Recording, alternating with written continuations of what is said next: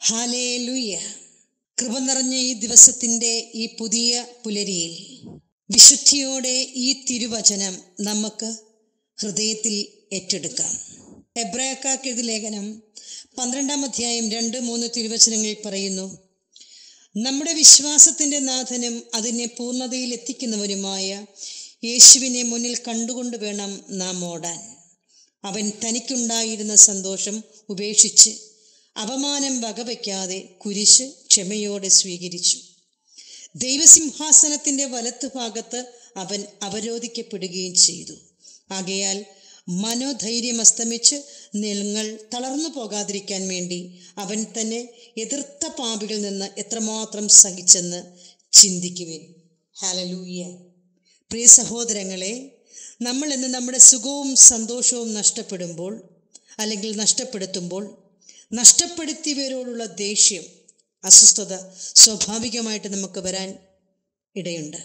ഒരുപക്ഷെ ആ സുഖം നഷ്ടപ്പെടുത്തിയത് ജീവിത പങ്കാളിയാകാം, മാതാപിതാക്കന്മാരാകാം, മക്കളാകാം, സഹോദരങ്ങളാകാം, അധികാരികളൊക്കെ ആകാം.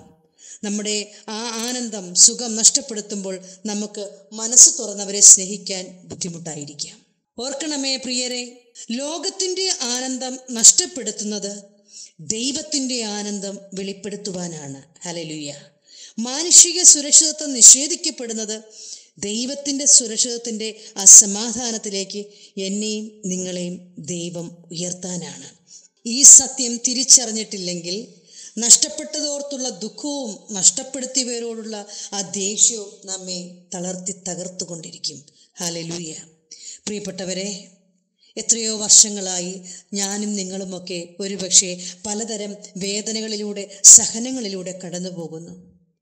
ഇനിയും നമുക്ക് ഒരു ഉത്കൃഷ്ടമായ ആനന്ദത്തിലേക്ക് ഈ സഹനം നമ്മളെ നയിച്ചിട്ടുണ്ടോ എന്ന് ചിന്തിച്ചേ. ദൈവിക വെളിപാടുകൾ സ്വീകരിക്കുവാൻ ഞാൻ അനുഭവിച്ച കഷ്ടതകൾ കാരണമായിട്ടുണ്ടോ?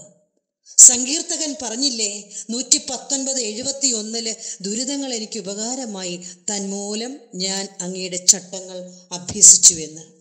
ഹല്ലേലൂയ. നീണ്ട നാളത്തെ സഹനം വഴി ഞാൻ കൂടുതൽ ശുദ്ധീകരിക്കപ്പെടുകയും വലിയ ആന്തരികമായ ആനന്ദവും ശക്തിയും കൊണ്ട് നിറയപ്പെടുകയും ചെയ്യുന്നതിന് പകരം ഒരു സന്തോഷമില്ലാത്തവനായി, ഒരു ഉന്മേഷമില്ലാത്തവനായി എൻ്റെ വിശ്വാസ ജീവിതം ഇനിയും ക്രമപ്പെടുത്തപ്പെട്ടിട്ടില്ല എങ്കിൽ പ്രിയരെ, നമുക്ക് അത് ഒന്ന് ചിന്തിക്കേണ്ടിയിരിക്കുന്നു, തിരുത്തേണ്ടിയിരിക്കുന്നു. നമുക്കറിയാം, സഹനം അനേകരെ പുണ്യത്തിൽ വളർത്തിയിട്ടുണ്ട്. പക്ഷേ എൻ്റെ സഹനം എന്നെ തളർത്തുകയാണ്. എൻ്റെ ദുരിതങ്ങൾ എന്തുകൊണ്ട് എൻ്റെ ആത്മീയ വളർച്ചയ്ക്ക് ഉപകാരപ്പെടുന്നില്ല? അത് ഒരേ ഒരു കാര്യമാണ്.